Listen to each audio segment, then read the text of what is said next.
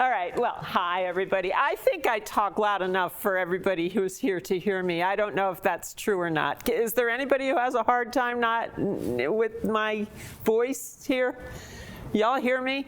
Okay, all right, great. So I'm going to be able to dispense a little bit with, now I have to get used to this, to be able to dispense a little bit with this right here and maybe move around freely. I do have notes. I'm trying not to, just deliver a lecture. Carrie had said that I present at multiple international conferences I just got back from one, and then you don't want to make a mistake, and you really are like, okay, what's the word on the page? But this is a different kind of environment, and I wanted to be a little looser and freer. However, I'm going to tell you all something that I teach. And in my classes, one of the things I do is I make people sit in the front. I know nobody wants to sit in the front. I make you sit in the front. So come up, because what are we afraid of? Are we afraid of, having to be close to each other? Are we afraid of being asked questions we don't want to have to answer? Everybody move up a little. Just move up a little tiny bit. Careful what you ask. I know. I'm asking. And y'all who are also teachers, with me, I know you don't want your students all ranged in the back row, which I call the half measures section. But I see over and over and over again that that's where you sit at any kind of meeting, at any kind of faculty congress. That's where we sit. Come on, move. Nobody sees you if you're in the back. Nobody sees you. So anyway, what am I gonna do? What am I doing here? What am I here to talk about? Okay, I'm here to talk about a lot of things. But first, you talk. I want everybody to look around and identify someone you don't know or don't know well. And talk to that person and find out something. Get up, move. This is another thing I do in my classes. It's like, okay, I made y'all move to sit. Yeah, so remember where you say, get up, move around. Get up, move around. Talk to somebody. Find out something. Find out a story.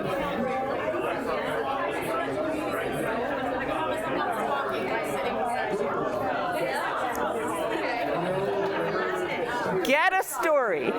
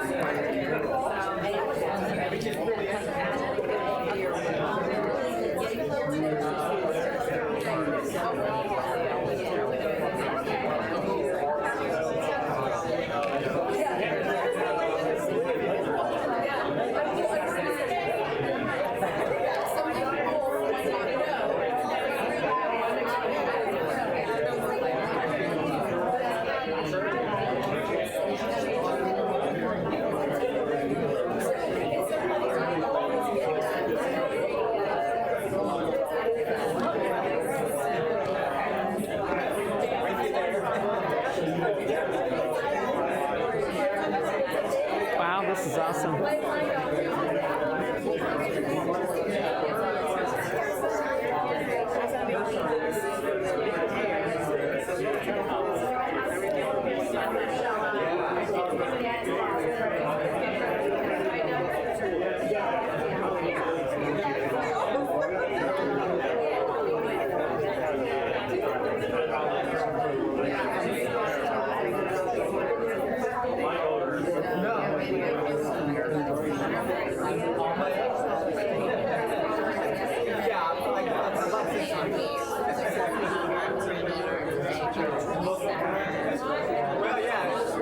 Well, really, no, not in the place where it's more like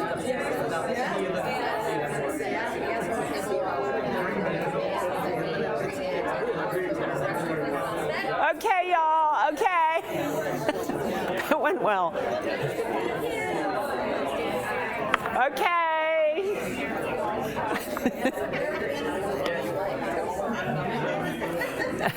So that went well. It's like dying down a little, so I'm calling you back, I'm calling you back. Calling you back. I should make Gretchen tell us all a story. Is that Gretchen? No, I can't see. It's not. So, wrong. I can't see that far. So I have a story this morning. Okay, so this talk, How to Survive a Plague and Learn to Love the World More. So we're all living through plagues all the time. You know, we're all living through plagues all the time. There's, you know, I read once an ancient philosopher, Philo of Alexandria, said, "Be kind, for whoever you meet is fighting a great battle." Everybody's confronting some disaster all the time. And we live on. We live in the world and struggle to love, struggle to put love into it and connection. Okay, so, okay, let me see. Okay, so I have a story today. We'll circle back to this. Now, my story has to do with this trail that I run with my dog every day, okay? And so this is in a neighborhood park, and somehow weirdly, this trail in this park is kind of a source of so many connections you can't even believe. It's connected to the stars. It's connected to time and the regulation of time. It's connected to crime, specifically the crime of the century, what they thought was going to be the crime of the century in 1906. You know, it didn't, work out that way necessarily, but not too far off. And it's also connected to a hotel room in Beaver Falls, Pennsylvania. So there's the trail that I run. And I will go like this when I say there's a story there. Well, there are so many stories that I'm silencing in this talk, but I'm going to give you an indication. I'm just going to lift my hand up and say, instead of having to say there's a story. So I'm running on this trail with my dog, and maybe I'm looking for pictures to use in this PowerPoint. I'm not looking ahead. My dog, I have a little leash that I wear like a bandolero, and then I have a little shorter leash attached to that. So I just am hands-free, and my dog's next to me, and we're running, and I'm looking at my iPhone, hoping I don't, take a header over a stone in the way or something. What I'm not doing is looking ahead. And I have headphones in. So next thing I know, there's a man who's like coming right up on me and actually shoulder checking me.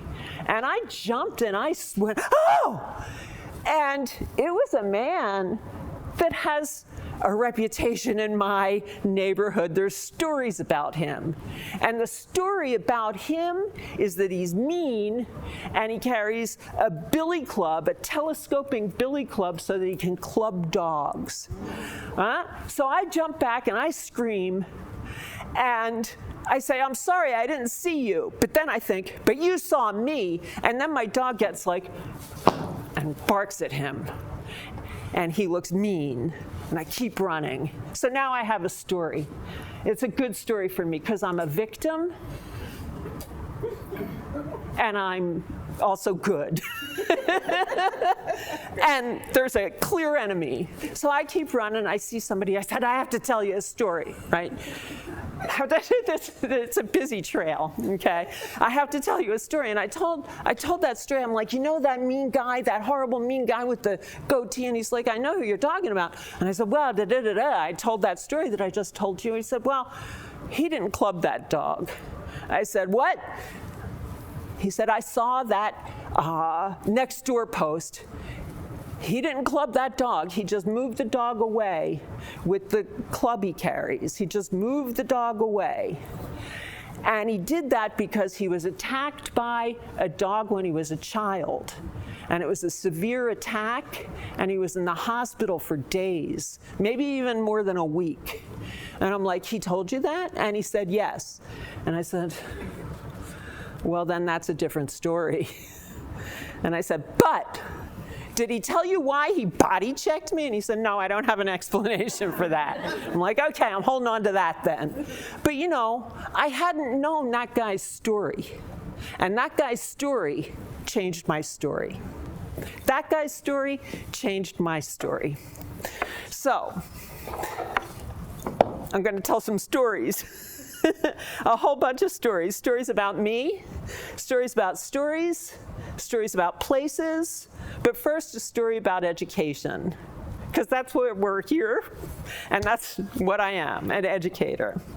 Specifically, public higher education, and more specifically, humanities education. That's where stories live.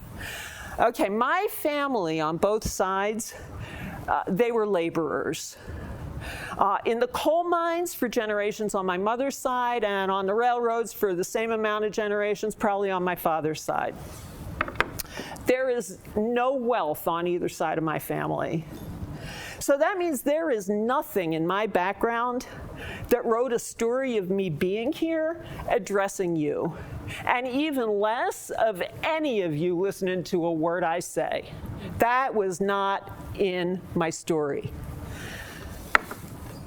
That chapter was authored entirely by public higher education and state and community support of higher education, and by higher education's now dwindling commitment to the humanities.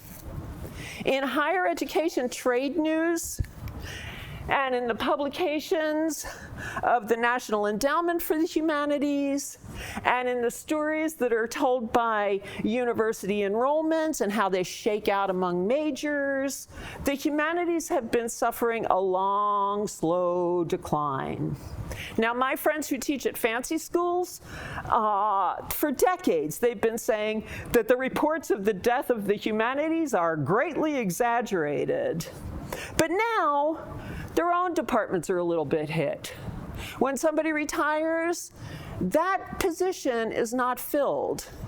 That tenure line might be vacated or erased. And the graduate students that they nurture and wrestle toward the completion of PhDs, as my faculty did, aren't necessarily able to find secure employment that pays much above a poverty wage. Vox and The New Yorker both recently, this is on November 21st, 2022, and March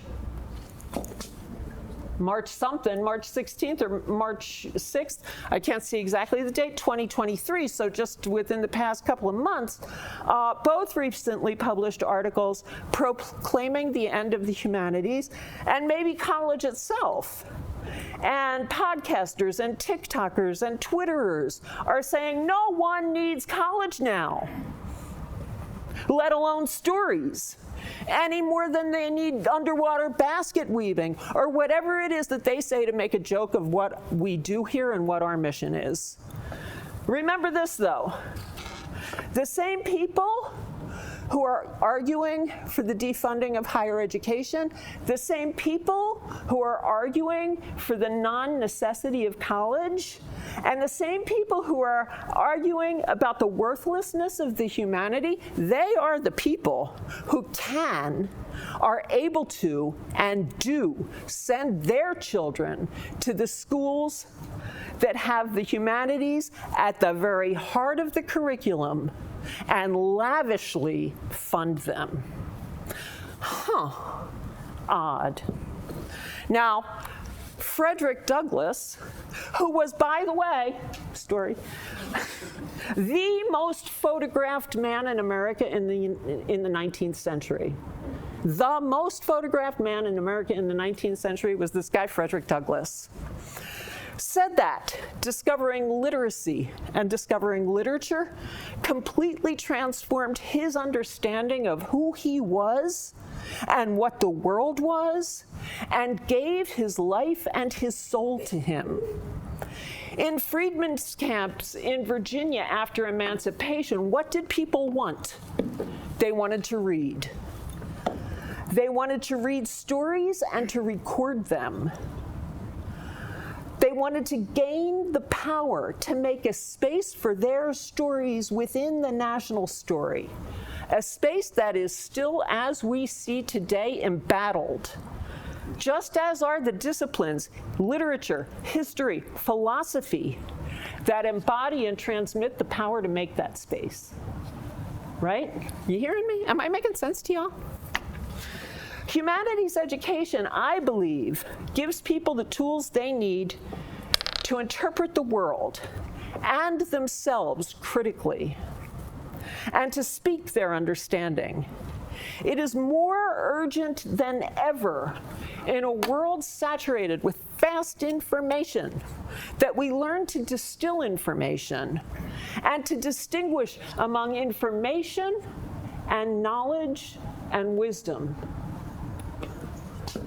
As a faculty member committed to the mission of undergraduate general education here at Penn State Beaver, I strive to convey my knowledge and understanding to others whose own frames and modes of interpreting may, probably even must be radically different from my own. More importantly, though, I try to provide students with a place as well as a compelling and provocative set of materials and concepts that allow them to develop and exercise their own best practices of seeing, understanding, and speaking. One of my colleagues, who actually signed up for this but has not shown up, do you want to know his name? Yes. No. No call-outs. One of my colleagues, oh, well, I'm going to identify him here, sorry, who teaches business courses to business majors, which is not my field, told me several years ago that he has a recurring dream. In that dream, and only in that dream, I have a lake house on Michigan's Upper Peninsula. That's it. That's from Wikipedia. During the summer, I invite all of my colleagues for a vacation retreat. Aren't I nice? My property, as you can see, is wooded and idyllic. The lakefront, as you can see, is pristine. The lodging, sumptuous. And everybody has canoes, kayaks, all kinds of water toys. And all I ask in return for giving this bounty freely from my generous heart is that everyone attend a seminar I hold every morning. I get it tracks, right? So he says, I don't remember what it's about, but I go, and the whole thing is awesome. So the metaphor here is not too hard to parse. My seminar is a passageway to a life of plenty. Now, my colleague's dream intersects with my own autobiography, except for the Lakeshore Lodge part, which still doesn't exist. No one will defend humanistic education as fiercely as one whose life has been transformed by it. As I said, I come from a grinding down working class background of Pennsylvania coal mines and railroads, and entered college at a non-traditional age only after I failed the clerical skills test that the railroad required at that time of female job seekers, also known as girls. My dad said it was the greatest day of his life when I failed that, but So in required courses, including foreign languages, English composition, mathematics, natural sciences, and humanities at a public college on the other side of the state, I found professors whose calling it was to further the process of education in the most literal sense, educare, to lead out. Educare, that's Latin for y'all. What they taught me gave me passage out from the harsh lives of my parents and grandparents to one different from anything I could have imagined. What I learned at Westchester State gave me my life and my soul. It is the obligation of higher education to provide that possibility to every student, whatever the capacity of imagination he or she arrives with. Andrew Del Banco, who's an English professor at my alma mater, which means the mother of my soul, my graduate alma mater, Columbia, notes the importance of voice in academic exchange. The spoken word as the vehicle that accomplishes an audacious journey from one mind to another, joining instructor to students, students to each other, and sometimes, like a loop-de-loop at Kennywood, turning those roles upside down, flipping them inside out. Education, I believe, has to be big enough, always roomy enough, to allow space and time for that student's voice, to become the voice of instruction. This semester, for the first time in many years of teaching, I've gotten papers turned in that sound like rants in comment boxes. Our students frequently come to us with no experience of their own capacity for reflective utterance. Those rants are not reflection, deliberation, or understanding. That is not voice. I actually had to write in my instructions for a final paper, deliberative reflection does not sound angry or dismissive or racist or misogynistic. And any writing that exhibits those qualities will be harshly punished, or I didn't say punished, severely something, I don't know what, I forget the word. But I have never ever had to write anything like that. And I did, I had to. Something's happening. Okay, that's not voice. Our students have not heard themselves speak. They haven't been asked to reflect and respond. We are now living in a fast world that demands ever faster answers, but no code will ever allow a student to surprise herself with her own insight. One IST student who was never in K through 12 asked to read an entire novel or book from cover to cover, ever, opened a class discussion on Augustine's Confessions, saying, "This guy, he just jumps right on you from the first word and expects you to take his faith on, like, faith."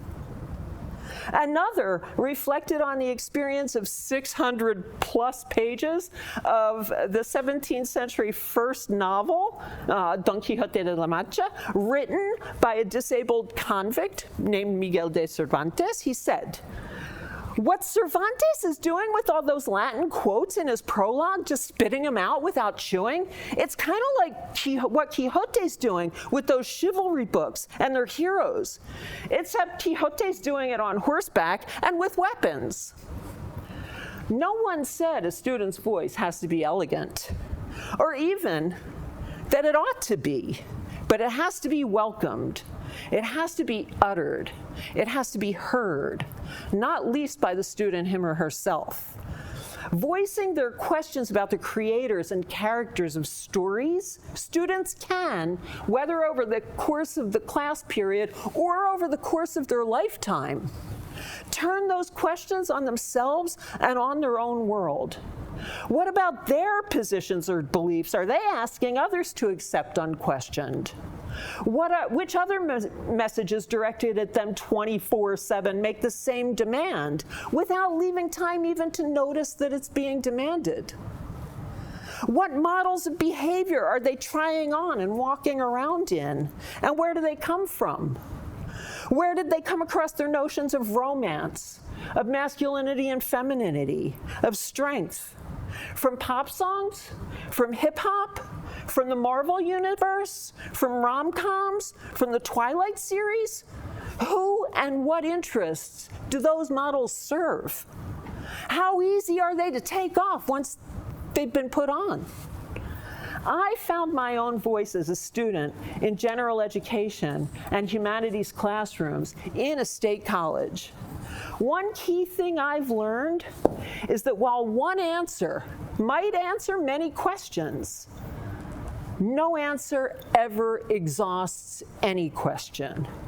And that the vocation of learning, which encompasses the total array of persons, perspectives, and disciplines, is likewise inexhaustible. I immerse myself and my students in the ocean of human story to remember this truth, which I had to remember this morning with that poor dog guy. There is no single thing that causes more hurt to ourselves and to others than our certainties. There is no single thing that causes more hurt to ourselves and to others than our certainties, than our absolute belief in our own stories. Maria Popova writes that, quote, "The stories we tell ourselves about the world and the foregone conclusions with which we cork the fount of possibility are the supreme downfall of our consciousness. And yet, in our effort to parse the world, we sever ourselves from the full range of its beauty, tensing against the tenderness of life." Okay. Part 2, the pandemic and me. The pandemic and me. Ooh. Okay. In Alcoholics Anonymous and all the anonymous programs that lead people from a life of enslavement to substances or to the effects of substances in their loved ones, recovery is founded on story. AA reads, "Our stories disclose in a general way what we used to be like, what happened, and what we are like now." Story is a vehicle for reconstitution of identity, of failure, of failed connection, of failed relationships. Story is a method of healing. So what's this? I don't know.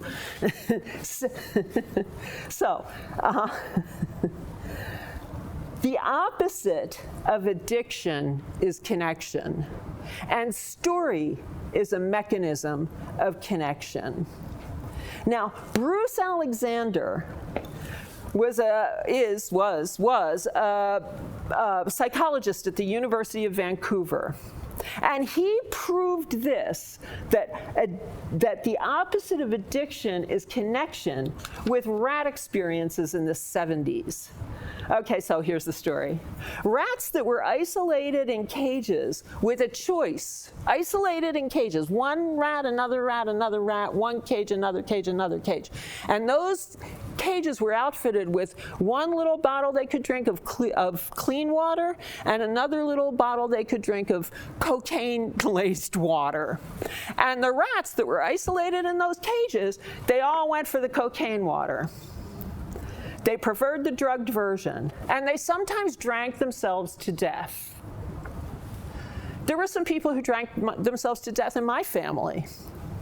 Not with cocaine rat water, but, you know, the legal drink yourself to death variety. Bruce Alexander questioned the setup of the experiment, and so therefore its conclusions that cocaine is absolutely addictive, and anybody who ever tastes it will drink themselves to death with the cocaine water, especially if they're a rat. Bruce Alexander wasn't convinced. So rather than individual rats in cages, he devised a big rat park where all the rats lived together and could do all the ratty stuff, like tunneling around, there goes my name tag, I knew it was going to happen, and tunneling around and scavenging in old cans and doing on the rat wheel and hanging out with other rats and maybe falling in love. The opposite of addiction is connection. Given the same 2 bottles with the clean water and the cocaine water, the rats overwhelmingly chose against the drugged water most of the time. Not all the time, sometimes a little recreational drug water. Most of the time, they went for the clean water. Many, many, many fewer rats died. Many fewer. The opposite of addiction is connection. So, we all experienced a massive dose of isolation just the other day in 2020, 2021. During that time, beer sales declined as sales of hard liquor rose dramatically, sometimes in some states, in some months, by as much as 40%. And so did credit card debt exploded at similar rates. There's more than one way to be an addict, and more than one way to reach for a false connection. I was lucky. Just as the pandemic was gearing up to clamp down, I'd started a new project, which was suggested to me by a writer and artist named Austin Kleon, who I discovered because of our awesome librarian, Amy, who ordered his books for the library. He's a guy who describes himself as a writer who draws, and this is an example of him explaining and writing and drawing the philosophy of the golden mean in Aristotle, which is perfect. So, he tells stories about how everyone, and you can do this, and you can do this, now I'm Oprah, and you can do this, everyone, no cars though involved, everyone can honor and practice and nurture their own creativity in their own everyday lives. So I had decided to take him up on a monthly challenge, and swear to God, I started in March of 2020. March of 2020. And every day I will learn a thing, mostly about a person, from a person. Write it down, then mark a heart on the day. On March 11th, the day that Penn State announced that we would not be returning to school after spring break, March 11th, 2020, I was 11 days in. I resolved to keep it up through whatever came, no matter what. No matter what. So all through that isolation, I was never isolated.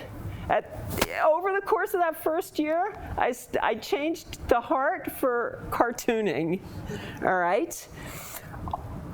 I live alone, and a lot of my work, which is thinking, reading, writing, a lot of stewing, worrying, it's done alone.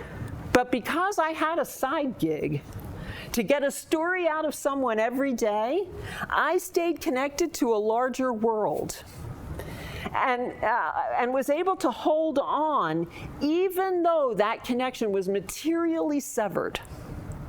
I had access to the full range of the world's beauty and the tenderness of life, which Popova warns us that we lose when we lose connection to the gamut of stories around us and cleave too tightly to our own. So I stayed nourished with something none of us can live without. I fed daily, without fail, March 22, March 23, and I still do.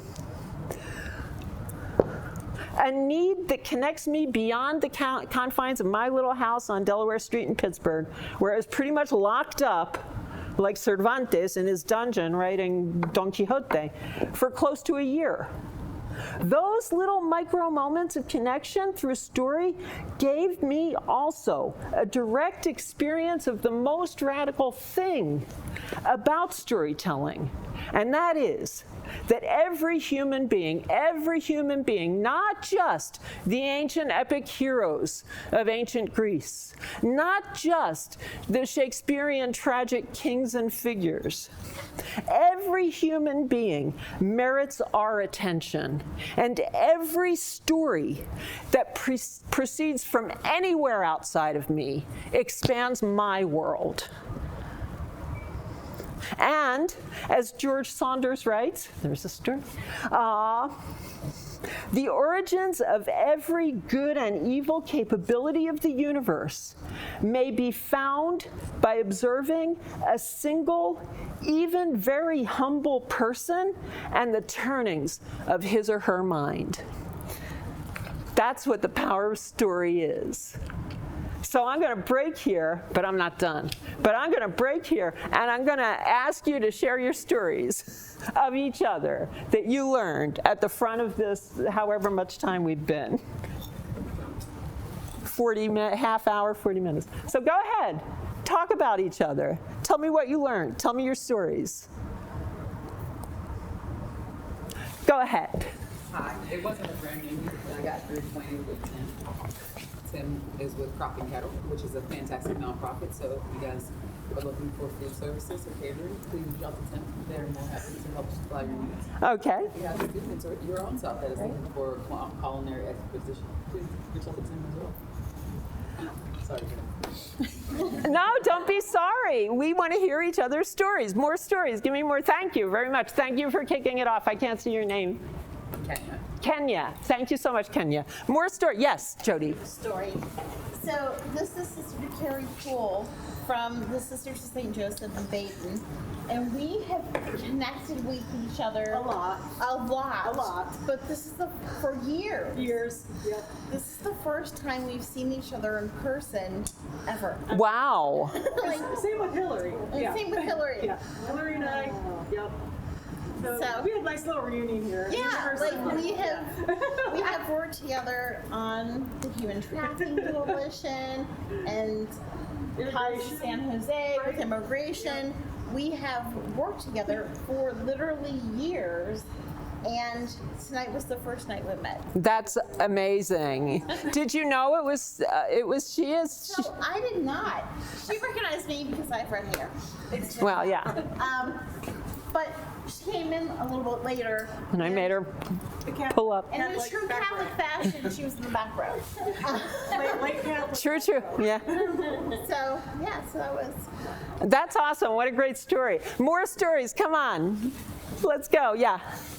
So I met Jamie, who is from Canine Kingdom, and more recently Wags on Third, just in March, April, just opened that, and she's been on Whippock, moved away, and we both talked about somehow the pool in Beaver County brings you back, and so ended up back here, and yeah, I think that's just That's awesome. I had heard. Harry's dog, who is a very good friend of mine, also goes to Duncan goes. Was it you who told me about Jamie? Yeah, we just visited Jamie. So I've heard a few stories about Jamie already today. Okay, so that's awesome. Welcome back to Beaver County.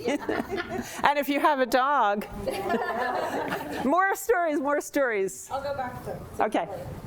So Kelly is also from the area, and she also went away for a while and came back. So there's something in the Beaver County waters that brings us all back. And she works for her church. It's New Life Church in New Brighton. Life Family Church in New Brighton. And she works on their building community group, which is their coming out here. It's bringing groups Just that, together yeah. of the small communities and small businesses and kind of seeing what their needs are and seeing how they can help. And yeah. Awesome. Awesome, wonderful. So you learned about each other. Any more story? Come on, I know you were there. I heard the noise of you people talking to each other. There were many stories shared in this room, so I want to hear a couple more. So I met John, right? Josh, sorry, short term. He helps work at the Children's Museum, Neighborhood North in Beaver Falls, which I've driven by many times, but recently Jamie and her son has visited there on their church field trip, his preschool field trip, and just learned that they're possibly moving into a bigger facility, which is kind of cool, on Main Street in Beaver Falls. Awesome. Okay, it was Beaver Falls that was connected to the stars, the regulation of time, and the crime of the century, and now also the Children's Museum. Okay, one more story. Just one more. Just one. Okay, go, Carrie. So I met Adina, and I know her other half, Melvin. I've known him for 9 years or so, maybe 8 years now. But I did not know that they met when they were 16 years old. They've been together since then. And one thing I learned was that they have 3 children, and they have 3 grandchildren, and one of their grandchildren is in college studying far away. And that's just hard on Adina, because she doesn't get to see her that much. But her granddaughter will not let her throw away all of her childhood toys. Of course not. I do.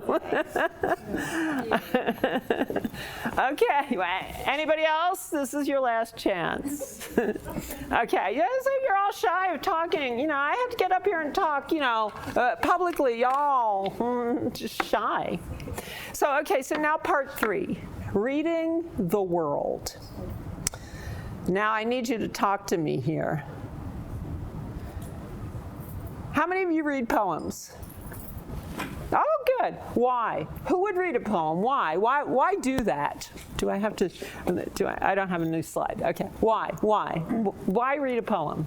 They just bring knowledge and understanding in a different way than prose can. They just touch a different part of wisdom and knowing. Okay, all right. Any other whys? I like them because they're short. They're short. They're easier than reading a story. Is a poem a story? Yeah, it is. Yeah.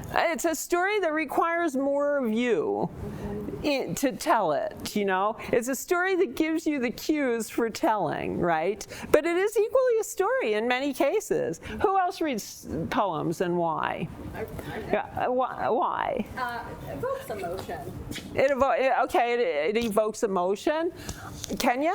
I like poetry for the sense that it allows you sometimes to escape or be in a different space. It puts you in any story really does allow you to escape or be in a different space. Now I'm going to push back against escape to some extent, but the different space is, definitely a thing. Because, I have a thing about escapist literature. That's one of the things I found this semester is that one of the reasons my students were so angry with me and writing those terrible essays was that I was giving them literature that wasn't it put them in a different place. It just wasn't a place that they wanted to vacation in, So it was a place that required them to confront truths that they weren't comfortable with, And we do confront truth in fiction, and we confront truth in poetry. Anybody else?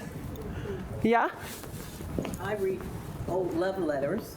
We've been together since he's 16, and he is a poet by heart.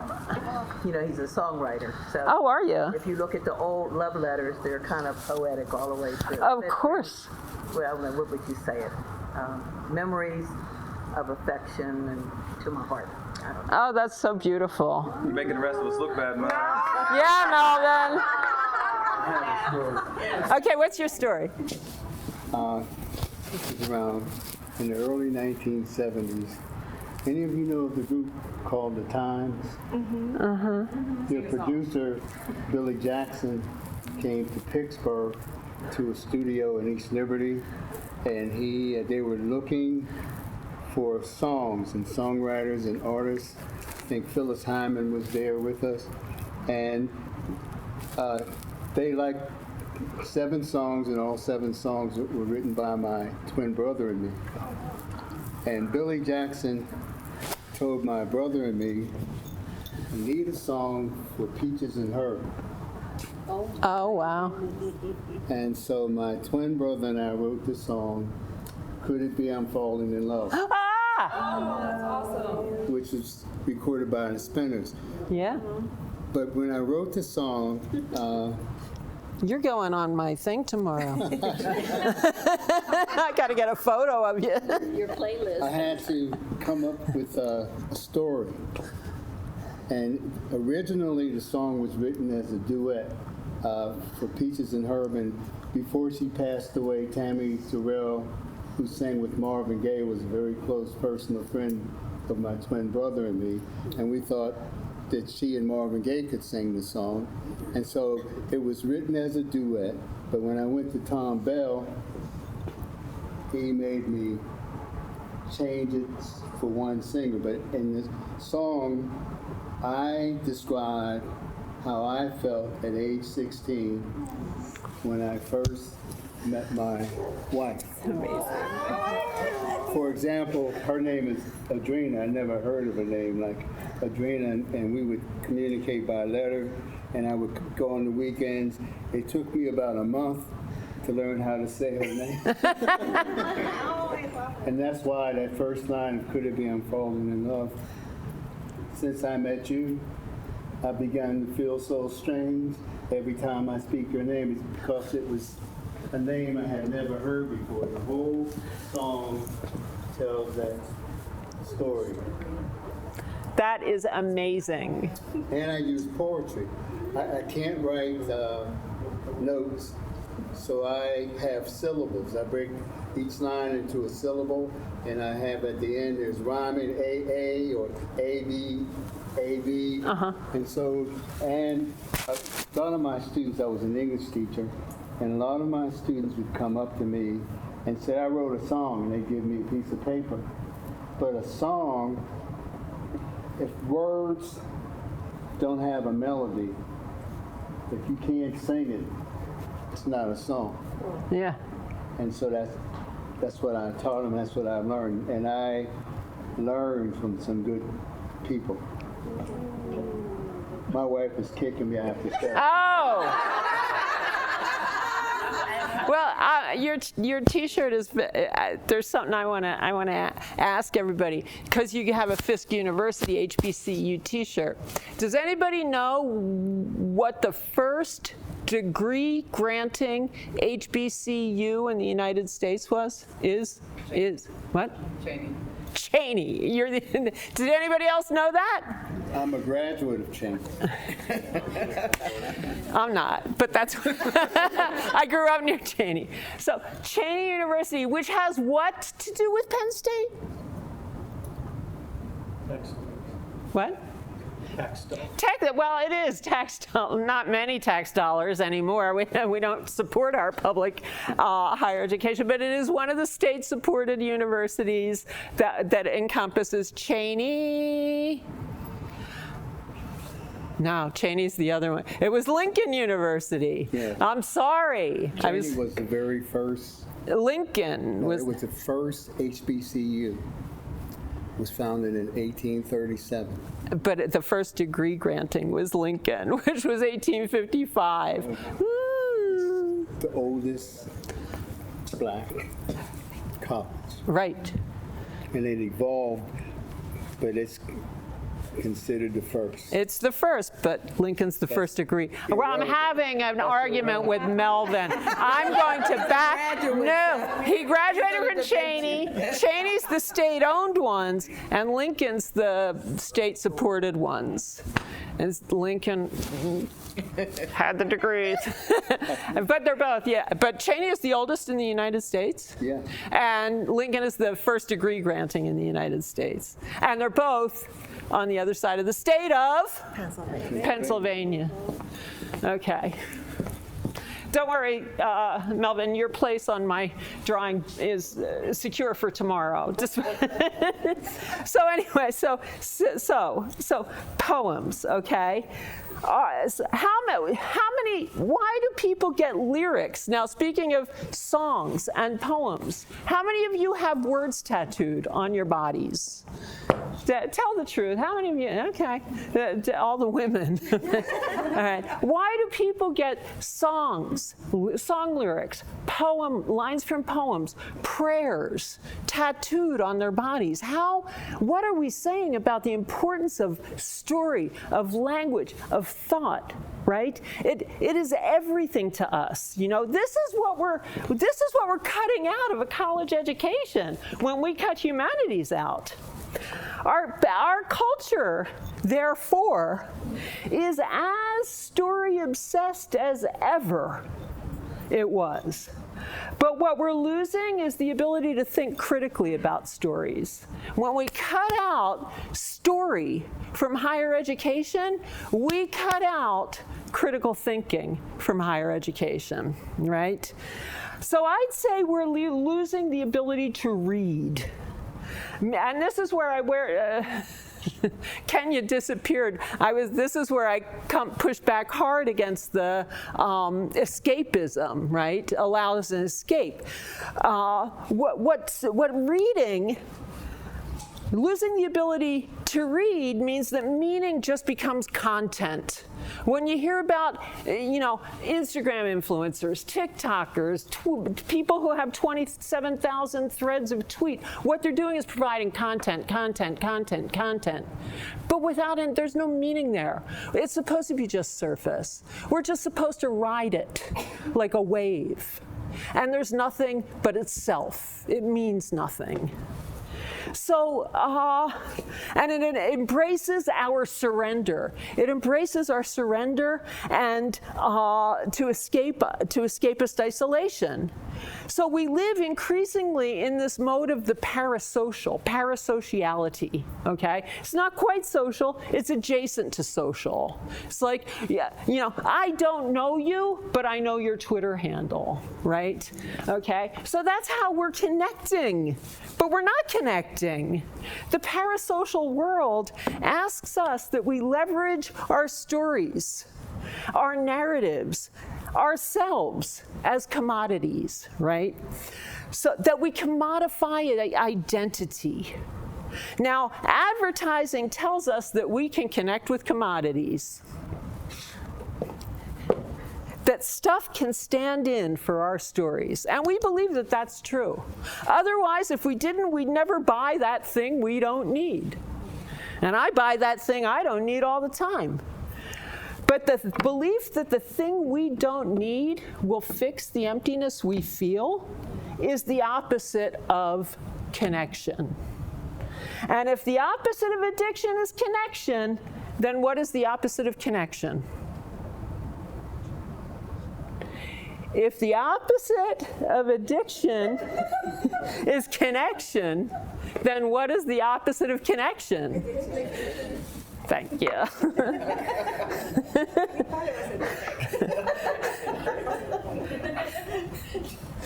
So this is one casualty of the loss we suffer when we trade reading for content. Another is our connection to the world itself. George Saunders says that the part of the mind that reads a story is also the part of the mind that reads the world, right? It can fall into disuse and make us more susceptible to lazy, violent, materialistic forces. And we've seen plenty of that. But it can also be urged back to life, transforming us into more active, curious, alert readers of reality. During that fateful summer of spring 2020, I was teaching a class in the history of culture of Western Pennsylvania for the first time. Okay, I'll get to that.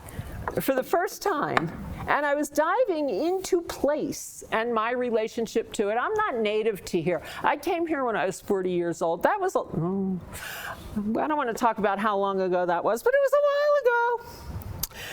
But I am now of this place, like Carrie said. So that course I was teaching really gave me a chance to explore my connection to this place, to how I am in this place. So there's this book. It's out of print now, but you can still get it. It's called Outside Lies Magic. It's a wonderful, wonderful book by a guy named John R. Stilgo, who's a professor of landscape history at Harvard. Now think on that, landscape history. What does that suggest? Landscape history. Stilgo's main thesis is that the landscapes we live in and move through are palimpsests. Do y'all know what a palimpsest is? Is that a word anybody knows?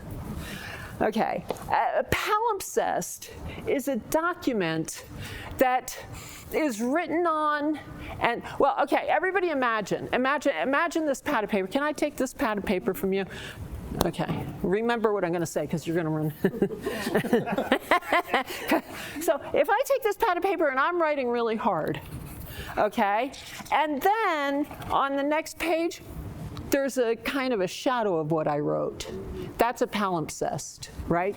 All right, that's one kind of a palimpsest. Also, you know, if a document that has been written on and then scraped over, or silted over, and another layer of writing is applied. That's a palimpsest, right? So the surface level of writing is just the surface level, and there's writing beneath and beneath and beneath and beneath and beneath. That's a palimpsest. So a palimpsest is a document that is thick with layers of story. As one stratum of writing is scraped off or silted over, and then another is applied. Stilgo says, an acute, mindful reader who holds up the palimpsest to the light sees something of the earlier message, and a careful, confident reader sees all sorts of traces of past generations. Now, Stilgo explores things from the color schemes of 1920s kitchens to contemporary college dorms. Both of them tell a story of how color was thought to quell the unruly impulses of housewives who were thinking they wanted to have a vote, and college students who have unruly impulses. To the right, he writes about the rights of way that demarcate abandoned rail lines and tell a story of how trains and stars fixed American time into a standard. He talks about the humble mailbox that stands at the end of a driveway or is affixed to an outside wall, and tells a story of how private space was guarded from the incursions of the public realm. Every inch of where people have been is saturated with story. So palimpsests were a guiding concept for that class I taught. And another was the notion of the genius loci. That was originally a guardian divinity in ancient Rome, or a protective spirit, but now it's more broadly used to refer to the spirit of a place, right? So it's whatever's in the water that brings Jamie and Kelly back. And it's not that rat water with the cocaine in it. Whatever's in the water that brings Jamie and Kelly back, whatever it is that defines this place, that gives it a distinctive feel or flavor. That's the genius loci. I had forgotten that I had taught that until a student said something to me. When I don't know why, and I don't remember what the student was, but they said, they nudged me like, we're in genius loci, and I'm like, what the heck are you talking about? He said, don't you remember Western Pennsylvania. And I'm like, oh yeah. The COVID took everything from me in my brain. So the genius loci, the distinctive atmosphere, the voice that still emerges from the hidden, scratched out, or silted over layers of the palimpsest that none of us thinks that we're always already walking on, standing on, supporting our lives upon, and that we forget to listen for and haven't even thought about reading. So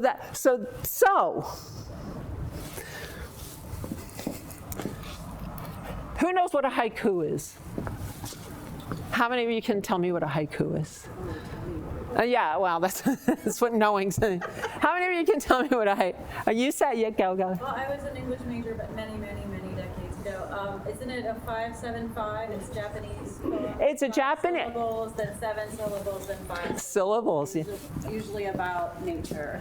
Nature. Okay, place. You know often about place or nature. It is. It's a Japanese poem that's structured in a very, very rigid way. 5-7-5 syllables. That's a total of 17 syllables. Okay, and it's about nature. Often about nature. Or like a specific moment in time and place, right? It's often, related to the seasons. Now, Allen Ginsberg, who was an American poet, took that same 17-syllable structure and called it an American sentence. So you don't have to parse it out in 5-7-5, but just 17 syllables straight on. You got an American sentence. Same thing, but it's attached to place and the experience of place, okay? All right, so here we go. Oh, wrong thing. So these two, 293, 303, these are haiku from Richard Wright. He was a novelist. He wrote Native Son, and he also wrote 4,000 haiku. 4,000. He made it a practice. Now, he chose, I think, 493 of them in order to, it was 800. It might have been 893, to go into a book called Haiku by Richard Wright. And as the bank teller jiggles a stack of silver, I think of sparrows.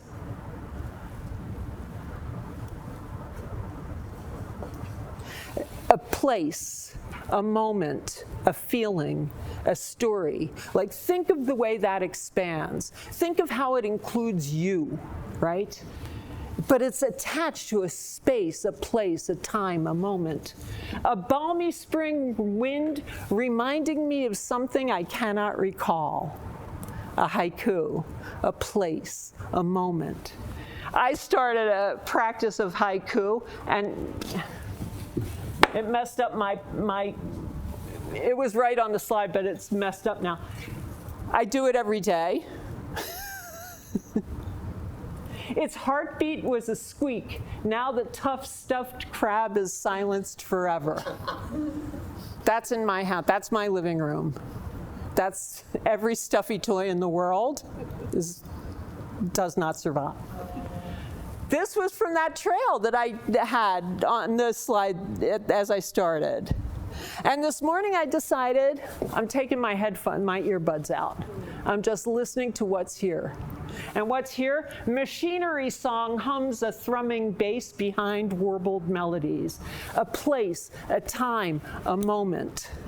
Okay? So, that's all I have to say. That's the end. Goodbye. No. So, the idea of palimpsest, the idea of space, the idea of place, the idea of stories that are silenced, the idea of Beaver County and creating kind of connections and intersections. So what I want us to do now, what I want you guys to do now, and everybody can just close their eyes and I won't even look at you. and nobody will see who's saying anything. What are the stories that need to be told in Beaver County? What are the stories that are silenced? What are the stories that nobody hears or knows about? What do you think needs to be, what are the stories that need a voice in Beaver County, in your communities? Who needs to be heard, who's not heard? So just start throwing things out. I'm going to put them on this Word document. You can just start talking. I'm not looking at you. That there's people in Beaver County that were affected by the train derailment in East Palestine, Ohio, and are not getting access to resources they need.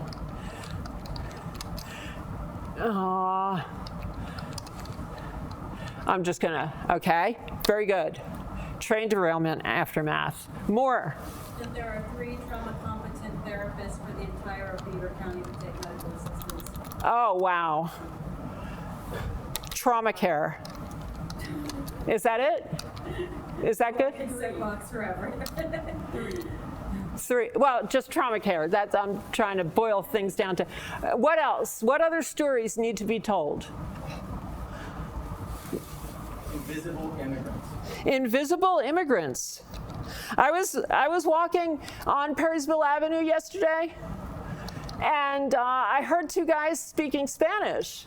And I started talking to them in Spanish, and they were from Equatorial New Guinea, and they're going to La Roche, and one of them's going to study economics, and one of them's going to study IST, but first they have to learn English. So I stopped speaking Spanish and started speaking to them in English, and then we had to stop the conversation because they haven't learned it yet.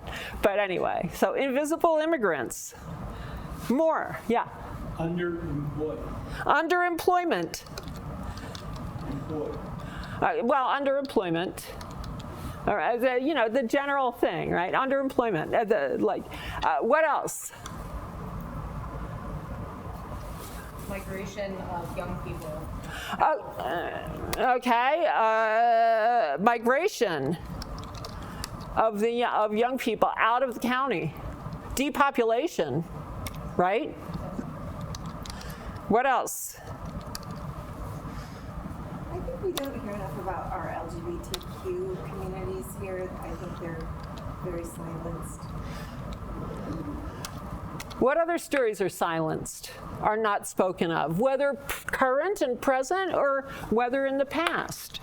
I think the elderly. Uh-huh. Elder care, how about that?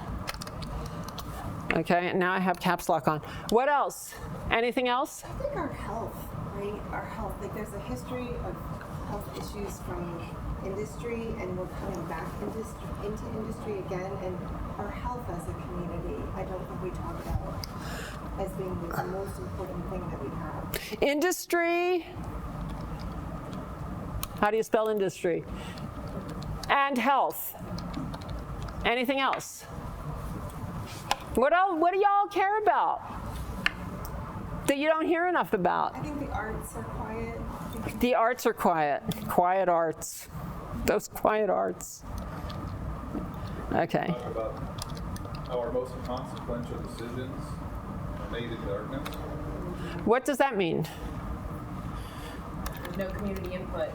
Ah. No transparency. What they say. No governmental transparency? Is that fair? Governmental, but more broadly, institutional. Institutional. Collective propaganda, like we have to choose between health or industry. We can't have both. Okay. Our histories that get erased too. Yeah, we're on indigenous land. Yeah, like the Treaty of Stanwix, the Beaver County deportation, like. Say what? Like the Treaty of Stanwix, the Beaver County deportation. Tree of Stanwix? Treaty of Stanwix. Treaty. And the Beaver County deportation, like how that's not really. I don't know how to. Beaver County deportation. So erased histories. Yeah. Indigenous land.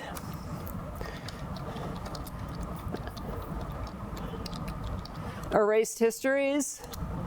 Anything else? Community strengths. Community strengths.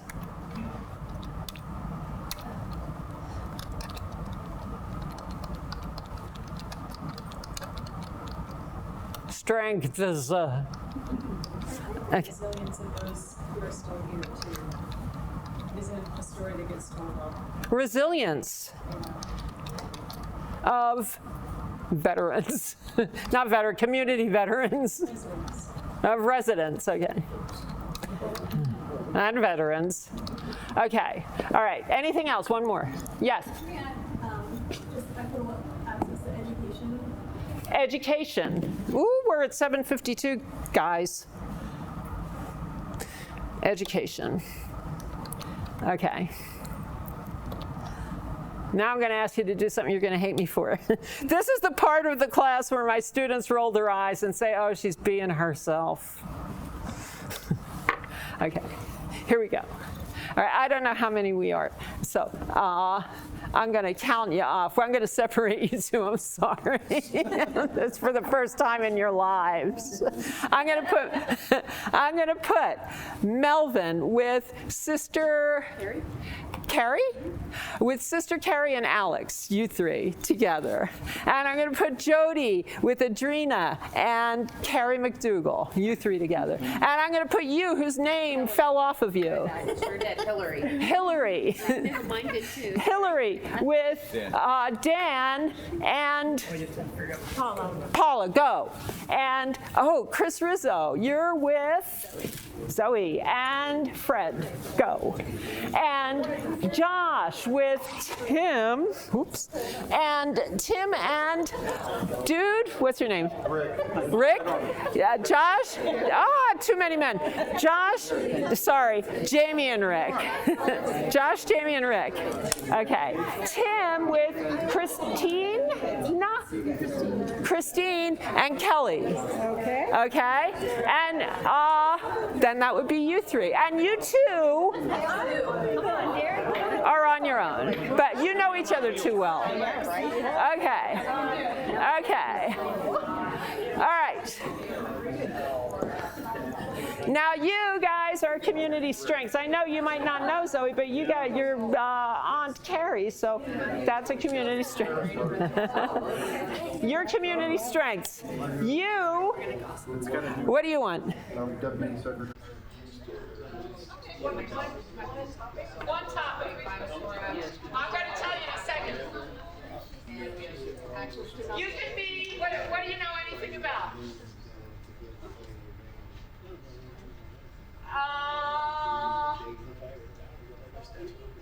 Train derailment aftermath. You take that.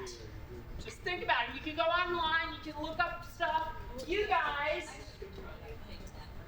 Well, did you bring it up?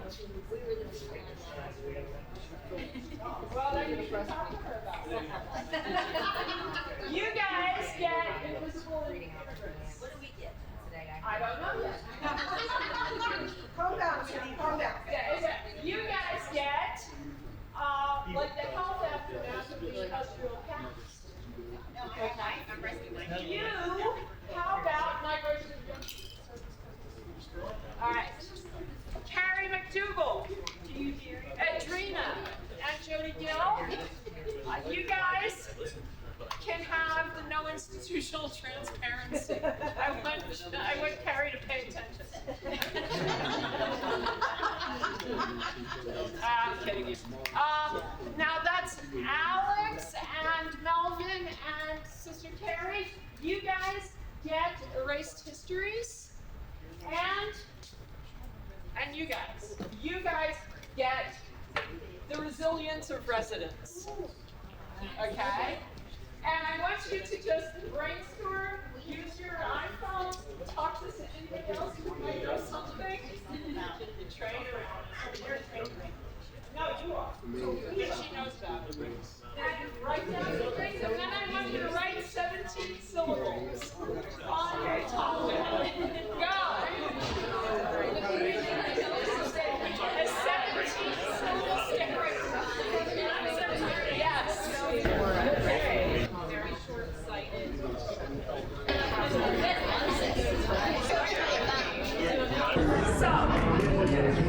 So here we are. We're back together.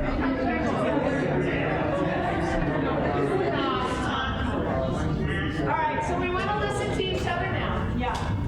That's just a high five. That's a great. Okay, since Zoe's given a high five over there, Fred, you want to stand up? Tell us what your topic was and give us your 17 syllables. No, you don't. It's okay. Got it, Fred. Do you want the microphone? Do you have it? No. No, do you want?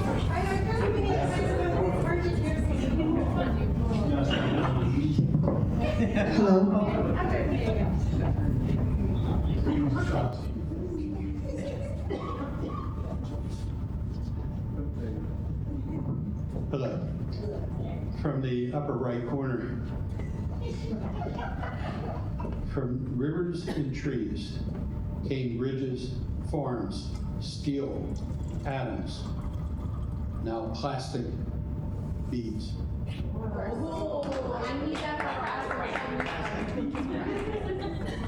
Now plastic beads crack.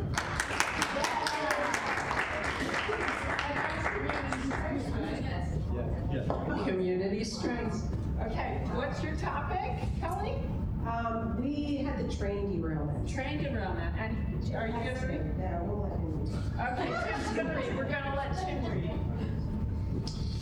Fear, uncertainty, community disrupted.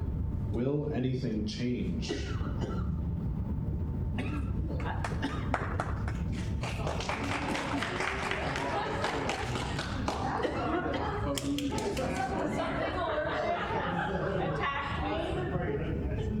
It's the chemicals. Yeah. Tell us everything. Okay, we had invisible immigrants. What's that? Invisible immigrants? And invisible immigrants here, and are they ignored or overlooked?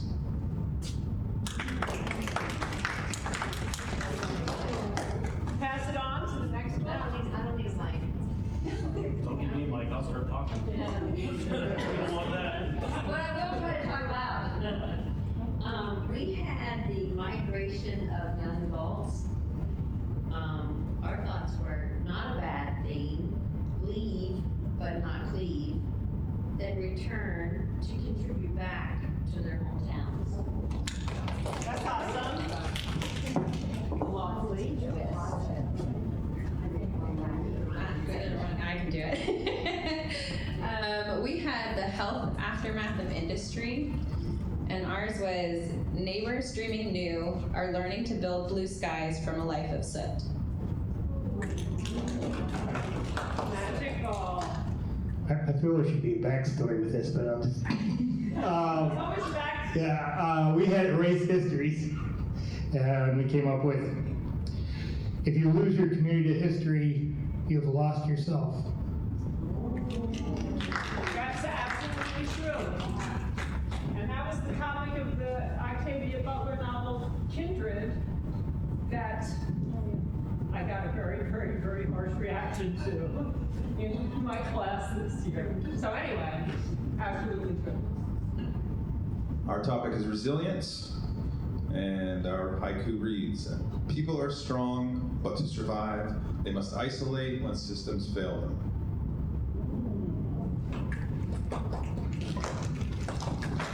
And finally, ours was no institutional transparency.